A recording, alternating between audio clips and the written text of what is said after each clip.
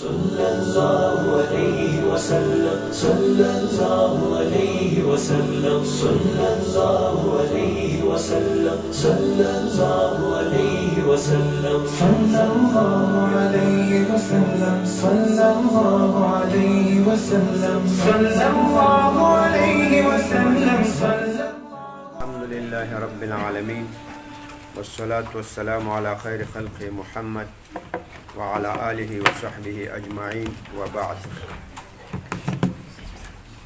مغتاسي د اسلام د سیاسي نظام هغه ترکیبي معنا کړی و. هغه کوم د دریو الفاظو د اسلام سیاست او نظام او فردي مستقله معنا هم کړی و. نن به د اسلام د سیاسي نظام عالمی یا لقبی صدا نوم د عالم ده په اسلام کې د یو خاص علم لپاره یا د یو خاص فن لپاره اوس به د دې تعریف وکړو. د اسلام سیاسي نظام ته خلافت وایي. الامامة العظمى لوی امامت وایي او امارة المؤمنین د مؤمنانو امارت وایي. دا درې مصطلحات دي، معنا اصطلاحي واحده ده او معنا لغوي کې فرق لري. خلافت، امامة العظمى او امارة المؤمنین، دا درې سره تعبیره په معنا اصطلاحي کې واحد دي. دا د اسلام د سیاسي نظام نه مختصر تعبیر ده. نو چې دغه درې موږ تاسې معنا لغوي هم وپېژنو او هغه معنا اصطلاحي هم وپېژنو، نو د اسلام سیاسي نظام به وپېژنو چې د اسلام سیاسي نظام یعنی څه مطلب. اول د خلافت لغوي تعریف. خلافت په لغت کې دا مصدر ده د خلفا یخلف خلافة فهو خلیفة. خلفا یخلفو باب نصره ده، دا له یو چا نه وروسته پاته کېدل، د چا په ځای باندې نائب او قایم مقام جوړېدل. په آیت شریف کې هم په دې معنا سره مستعمل ده. وقال موسی لأخیه هارون اخلفني في قومي واصلح. موسی علیه السلام چې کله د تور غره ته نو بیا یې په خپل قوم بني اسرائیلو کې موسی علیه السلام خپل نائب پرېښودل.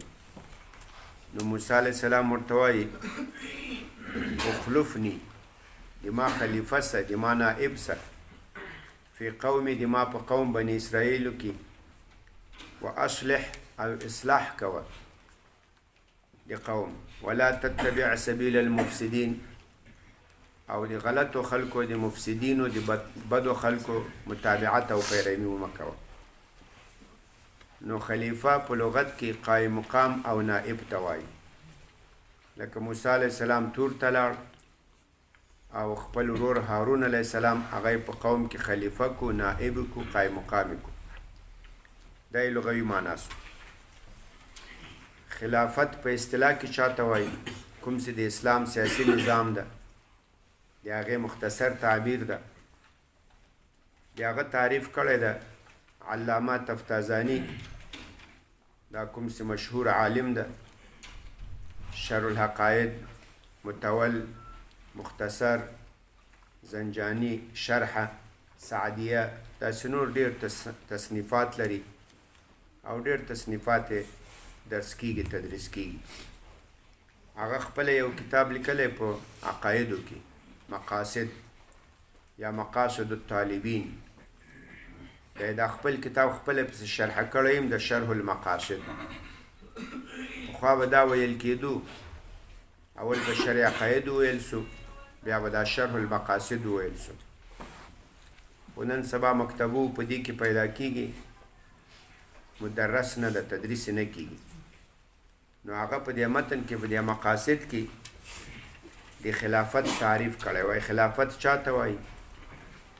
وایي هي ریاست عامة فی الدین والدنیا خلافة عن النبي صلى الله عليه وسلم. خلافت دا وای ریاست ده، مشرتوب ده. ریاست به معنای رئیس بودن، ریاست په معنا د مشرتوب. دا یو مشرتوب ده عامتا، عام مشرتوب، خاص نه. ادي خاص مشرتوب به بیا وروسته معنا وکړو. دا یو عام مشرتوب ده فی الدین و الدنیا، هم په کارو د دین کې هم په کارونو د دنیا کې. خلافتن عن النبي صلی الله علیه وسلم. خو په دغه ریاست عامه کې به ته خلافت او نیابت د نبی صلی الله علیه وسلم کوي. او تاسو کوشش وکړئ دغه تعریف دا سره زده کړئ. دا داسې زده کړئ لکه موږ چې په نورو ځایو کې د ځینې مصطلحاتو تعریف کوو. مثال موږ ته څوک وایي فرض چاته وایي؟ ما ثبت لزومه بدلیل قطعی لا شبهة فیه. دا به داسې زده کړئ. یا سنت چاته وایي؟ حدیث چاته وایي؟ ما اضیف الی النبی صلی الله علیه وسلم من قول او فعل او تقریر او صفت. دا د خلافت تعریف هم تاسې همداسې زده کوئ زبانی. هي رياسة عامة في الدين والدنيا خلافة عن النبي صلى الله عليه وسلم. خلافت دا عام مشرتوب ده په کارونو د دین او دنیا کې. خلافتن خو په دغه مشرتوب کې به ته خلیفه نائب د نبی صلی الله علیه وسلم. یعنی نبی علیه الصلاة والسلام چې څنګه په خپل وخت کې د خلکو عام مشرتوب کول، هم په کارو د دین هم په کارو د دنیا کې، خلیفه هم په هغې طریقه باندې. نبی علیه الصلاة والسلام خو د وحی یا د قرآن یا د شریعت په رڼا کې ریاست عامه کول، د خلکو د دین او د دنیا د کارونو مشرتوبې کول، د هغو پالنه ساتنه کوله. خلیفه هم د شریعت د قرآن د حدیث په رڼا کې ریاست عامه کوي. دا تعریف سو. دا تعریف د موږ تاسې معتبر فتاوا چې فتاوای شامی ورته وایي، ابن عابدین ورته وایي، هغه هم را نقل کړی ده او په همدغو تفتازاني صاحب باندې حواله ورکړې ده. ابن خلدون دام یو عالم ده، هغه هم تقریبا همدغو ته مشابه تعریف کړی ده. هغه بیا داسې وایي حمل الکافة. هغه وایي خلافت چاته وایي؟ باعث کول د ټولو خلکو، چې ټول خلک سړی باعث کی علی مقتضى النظر الشرعیه، په تقاضا د نظر شرعي، یعنی د شریعت په مقتضا، فی مصالحهم الاخرویه والدنیویه. خلافت دا مطلب چې امیر ټول خلک باعث کی په مقتضا د شریعت په خپلو مصالحو دنیوي اخروي، هغه دنیوي الراجعه الیها، چې د هغو دنیوي مصالحو رجعه به بیرته مصالح اخروي ته کي. نو دا تعریف هم تقریبا دا د مخکې تعریف په شان باندې ده. دا د خلافت لغوي او اصطلاحي تعریف شو.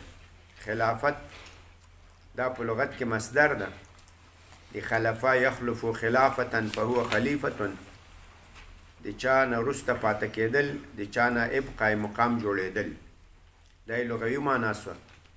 په اصطلاح کې تفتازاني صاحب په شرح المقاصد کې تعریف کړی، هي ریاست عامة فی امور الدین والدنیا خلافة عن النبي صلی الله علیه وسلم. موږ تاسو ویل چې دلته درې اصطلاحات دا مترادف دي: خلافت، الامامة العظمى او امارة المؤمنین. د خلافت معنا وکړه، اوس به دی الامامة العظمى.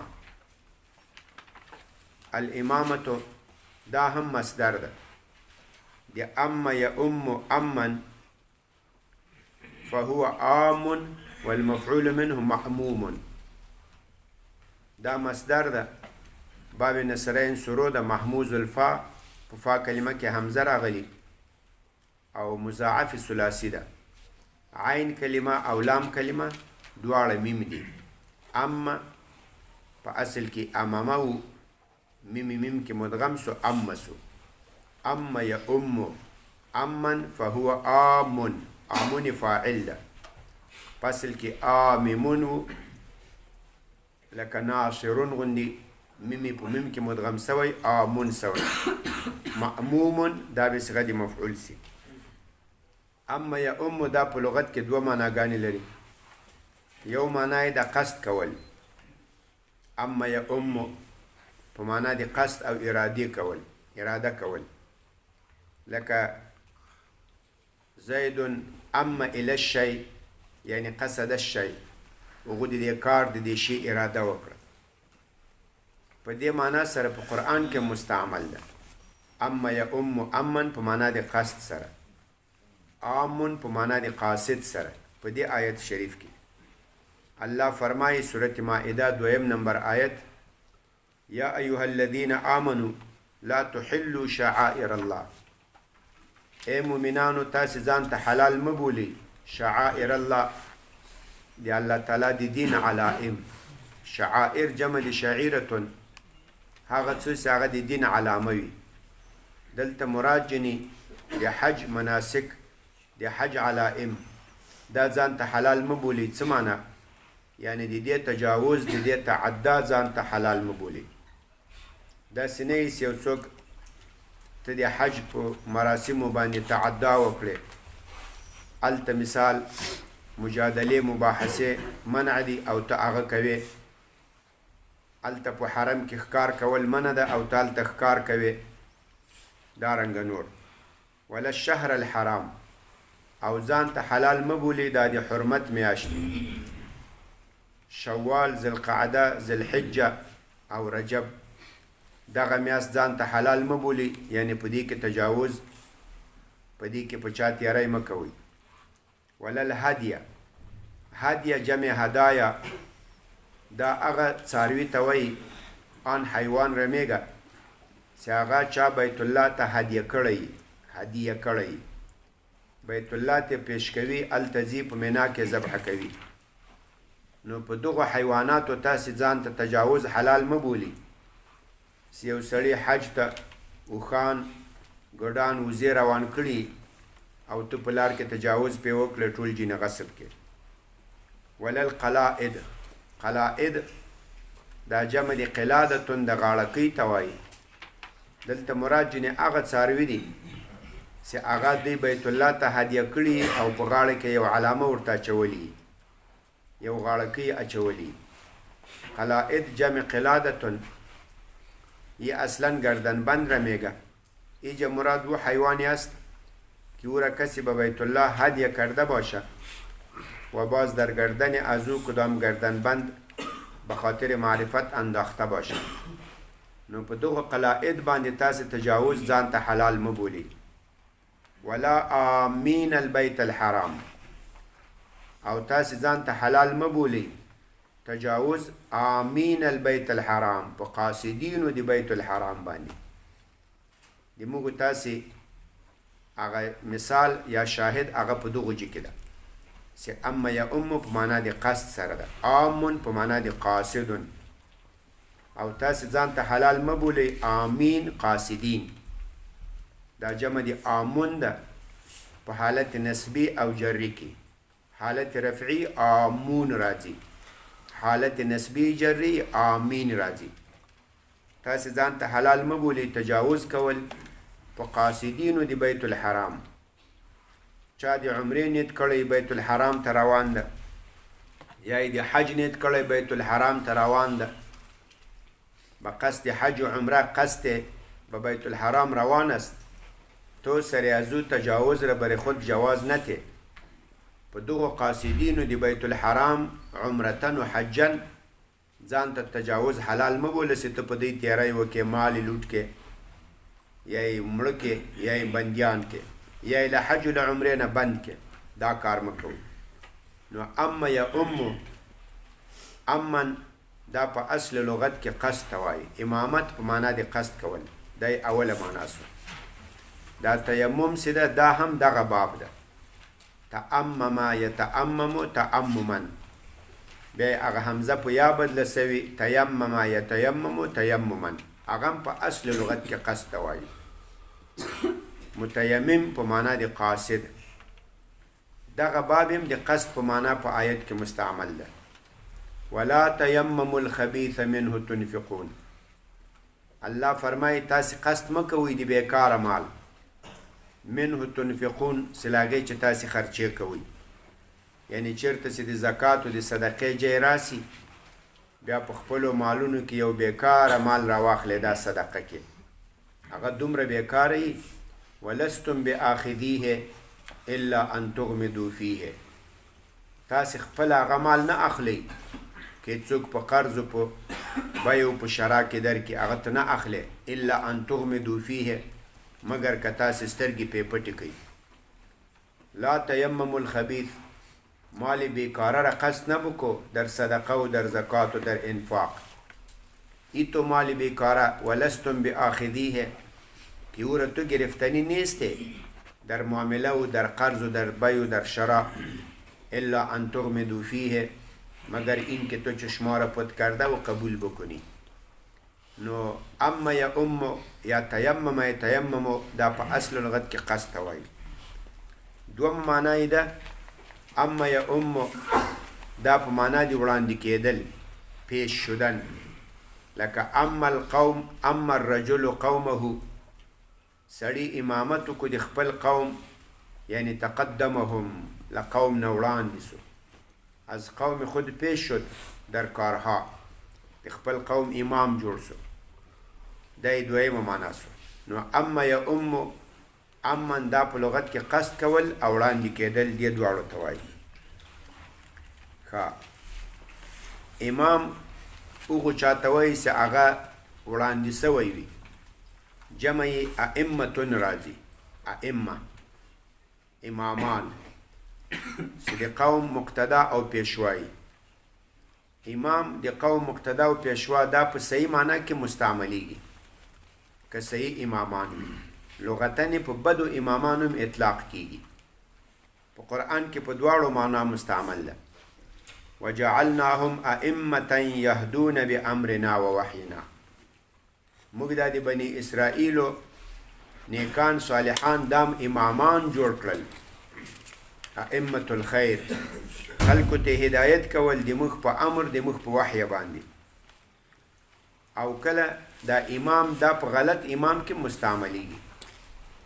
د فرعونیانو په حق کې الله فرمایي وجعلناهم ائمة، موږ دا فرعون و قارون و حامان و د دوی نور دارو دسته دام امامان وګرځول، د قوم پیشوایان هم کړو، خو په غلطو کارونو کې. یدعون الی النار، چې خلک جهنم ته دعوت کول. نو امام دا پیشوا د قوم ته وایي، که په خیر کې که په شر کې، لغتاً.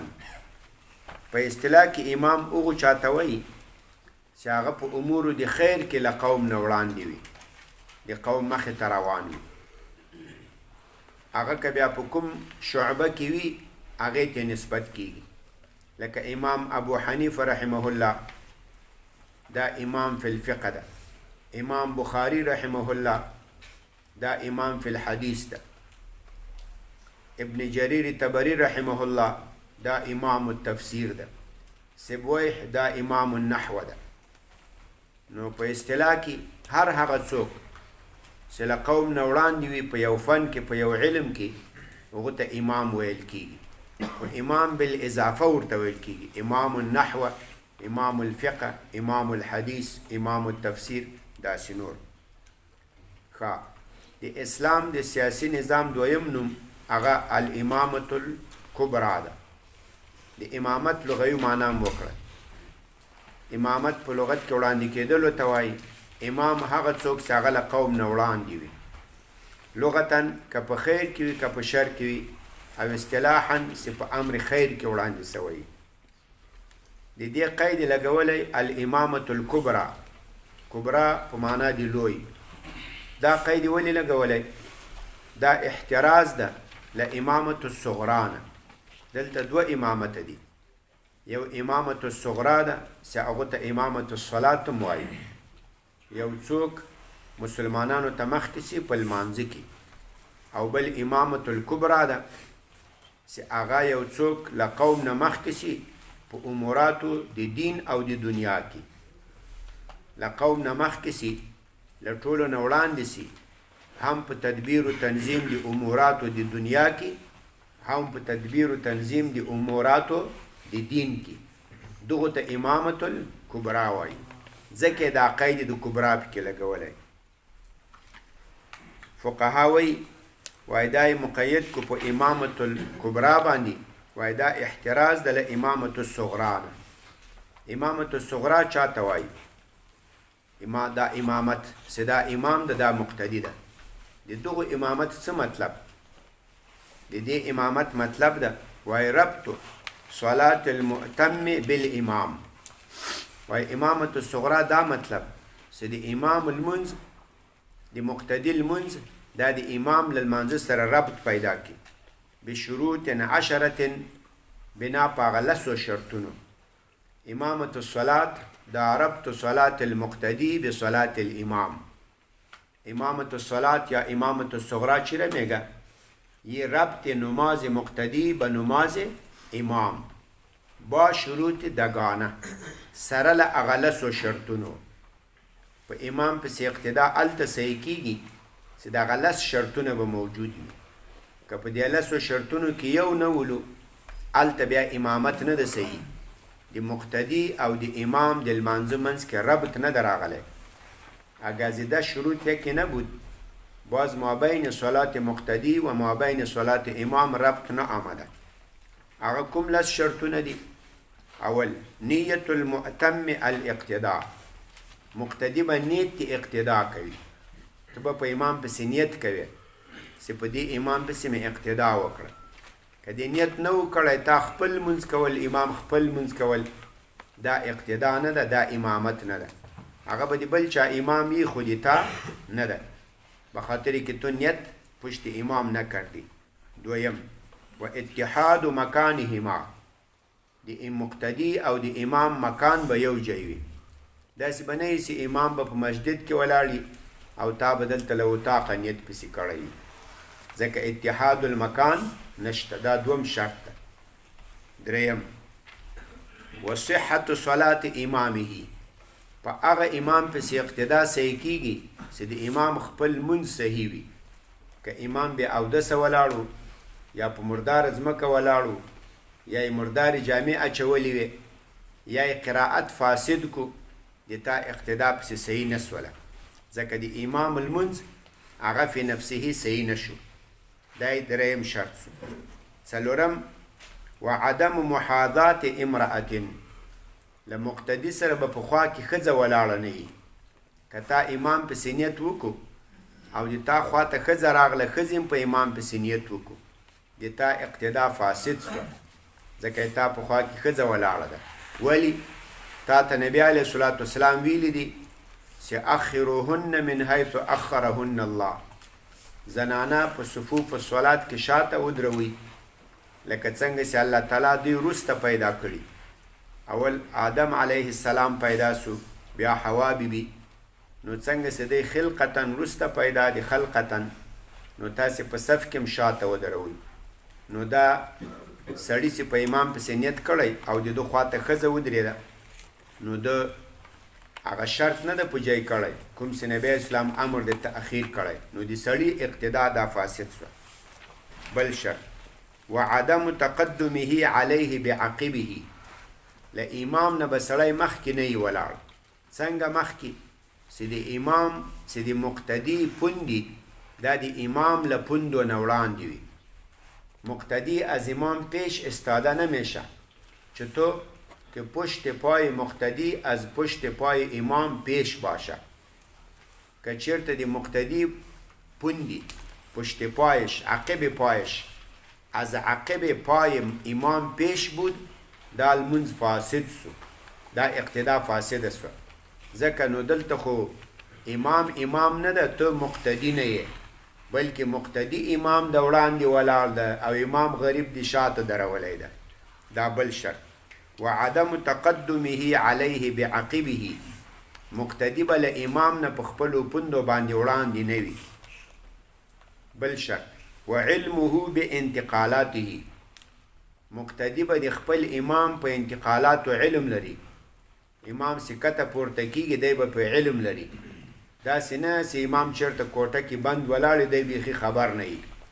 امام ځان ته کته پورته کیږي دی خپل ځان ته کته پورته کیږي. دا مفسد د اقتدا ده. بل وعلمه بحاله، ته به د امام په حال باندې علم لري. که امام مقیم و د اقامت نیت به پسې کوي، که امام مسافر و د سفر نیت به پسې کوي، او که تا په امام پسې نیت وکړو او خبر نه وي چې دا مقیم ده که مسافر، د تا اقتدا فاسد سوله. و مشارکته فی الارکان، له امام سره به په ارکانو کې شریک یې. که امام په رکوع کې و ته به په رکوع کې یې، که هغه په سجده کې و ته به په سجده کې یې، که هغه په قاعده کې ته په قاعده کې. داسې نه چې امام په رکوع یې او ته قیام کوې، امام سجدې ته ولاړ سي او ته رکوع کې یې، امام قاعده کې وي او ته ولاړ یې. دا اقتدا صحیح نه سو، ځکه په ارکانو کې له هغه سره شریک نه یې. وکونه مثله او دونه فیها، بل دا چې امام به په ارکانو کې مثل د دوی، یعنی څنګه چې دی ارکان کوي هغه به هم همدغسې کوي. او دونه یا به دا مقتدی له امام نه په مرتبه کې ادنا وي، امام به له دونه ادنا نه وي، دی به له هغه نه وي. دا امامت الصغرا سو. امامت الصلاة سو، چې تعریف داسې سو ربط صلاة المؤتم بصلاة الامام بشروط 10 شرطونه مو ویل. او امامت الکبرا چاته وایي؟ دا خو مو ویل چې په معنا اصطلاحي کې له خلافت سره مرادف ده. هي ریاست عامة فی الدین والدنیا نیابة خلافة عن رسول الله صلی الله علیه وسلم. درېمه اصطلاح چې هغه هم له دې سره مرادف ده، هغه اصطلاح د امارة المؤمنین ده یا الاماره. لکه دا موږ تاسې نظام الله دې قائم دائم ساتي، چې دې باندې دا درېیم نوم ښودلی ده، چې دا له دې دریو مترادفو مصطلحاتو نه یوه اصطلاح ده، امارت اسلامي. د دې به معنا لغوي او اصطلاحي وکړو. دا مصدر د له امره یامرو، محموز الفا ده، باب نصرین سرو ده. امره یامرو امرا و امارة و امرة، درې مصدر لري، امرا امارة امرة. فهو امیر، هغه امیر شو. او مفعول به بالتعدي په حرف جر سره راځي. والمفعول منه مأمور عليه، ویل کیږي امر على الناس، زید امر على الناس، یعنی زید صار امیرا على الناس، زید په خلکو باندې امیر وګرځېدو، زید به سر مردم امیر جوړ شد. امارت دا په لغت کې ولایت ته وایي، او امارت په لغت کې دا منصب ته هم وایي، چې څوک د خلکو په سر امیر سي د دو منصب ته امارت وایي. نو امارت په لغت کې دوه معناګانې لري، امارت ولایت او بل امارت دا منصب د امیر جوړېدلو. څوک چې په قوم باندې امیر جوړ سي دا د دو منصب ته امارت وایي. دغه باب دا محموز الفا امره یامرو دا یو بل مصدر هم لري، چې هغه مصدر امرن راځي. امره یامرو امرن فهو آمر والمفعول منه مأمور. دې دواړو بابو په فرق باندې ځان پوي کړي، دواړه محموز الفا دي، خو اول باب مصدر امرن امارتن امرتن درې مصدر راځي، او دا د دویم باب یو مصدر راځي امره یامرو امرن. دا یو فرق شو. بل هغه اول باب لازمی وو، امر زیدن علی الناس، یعنی صار امیرا علی الناس، متعدی په حرف جر سره سو. او دا امر یامرو امرن دا باب متعدی ده، دا په حرف جر نه متعدی کیږي. لکه امرت زیدن، زید ته مې امر وکړو. دغه دویم باب امر یامرو امرا فهو آمر والمفعول منه مأمور. دغه باب په معنا دی فرمان دادن، یو چاته حکم کول، لکه موږ تاسې په اصول کې تعریف کوو قول القائل لغیره على سبیل الاستعلاء افعل، هغه دغه باب ده، امر یامر امرا. نو دا باب په معنا د فرمان ورکولو، فرمان صادرولو، به کسی حکم کردن، به کسی فرمان صادر کردن. دا د امارت لغوي معنا سوله. امارت بیا په دوه قسمه ده، یو امارت خاصه ده، یو امارت عامه ده. امارت خاصه دی ته وایي چې یو څوک امیر وي یا په خاص عمل باندې یا په یو خاص منطقه باندې. لکه مثال یو څوک امیر وي په خاص عمل باندې، لکه امیر الجهاد، امیر الحج، امیر الاوقاف، امیر التعلیم، امیر الاقتصاد. دا په یو خاص عمل باندې امیر شو. یا امیر وي په یو خاص منطقه باندې، لکه امیر خراسان، امیر فارس، امیر کابل، امیر فلان. دا امیر سو په خاص یو وطن باندې. نو امارت دا دوه قسمه سو، یو امارت عامه ده، بل امارت خاصه. امارت خاصه دوه قسمه ده، یا به امیر په خاص عمل وي یا به امیر په خاص وطن په منطقه وي. دا امارت خاصه سو. او که امارت عام و نه تر خاص عمل پوری تړلی و او نه تر خاص وطن پوری، هغو ته امارت عامه وایي. دغه امارت عامه په اصطلاح کې هغه خلافت ده. هي ریاست عامه فی الدین والدنیا خلافة عن النبی صلی الله علیه وسلم. او که امارت خاص و هغه بیا د امیر المؤمنین معنا نه لري، دغه بیا دغه معنا نه ده. هغه بیا خاص په یو خاص وطن یا په یو خاص عمل باندې د امیر وي. دا هغه درې مصطلحات سو چې هغه د په اسلام کې د سیاسي نظام مختصر تعبیر ده، چې هغه خلافت ده، امامت العظما ده او امارت عامه ده. د دې لغوي تعریفونه مو وکړو. اصطلاحي تعریف یې همغه یو ده، ځکه درې سره په اصطلاحي تعریف کې الفاظ مترادف معنای واحده ده. هغه دا هي ریاست عامه فی الدین والدنیا خلافة عن النبی صلی الله علیه وسلم. سبا ته به انشاءالله د دغو اصطلاحي تعریف یو څه وضاحت وکړو. بیا به د امیر د دې امارت اسلامی یا خلافت یا امامت العظما یا امارت عامه د دې هغه شرعي حکم به ووایو چې دغه نظام راوستل، د اسلام سیاسي نظام ته کار کول، دا په شریعت کې څه حیثیت لري، فرض ده، واجب ده، سنت ده، مستحب ده، څه حکم لري. سبحانك اللهم وبحمدك أشهد أن لا إله إلا أنت وحدك لا شريك وصلى الله تعالى على خير خلق محمد وعلى آله وصحبه أجمعين.